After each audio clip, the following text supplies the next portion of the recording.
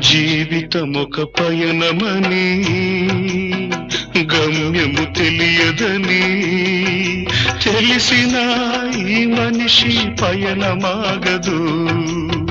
జననం ధర్మమని మరణం కర్మమని తెలిసిన జనన మరణ చక్రమాగదు. మరణం తథ్యమని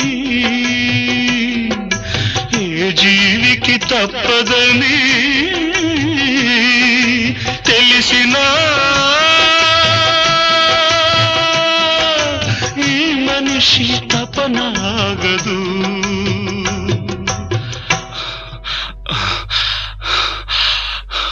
ఈ బ్రతుకు తపనాగదు. ఆగదు ఏ నిమిషము నీ కోసము.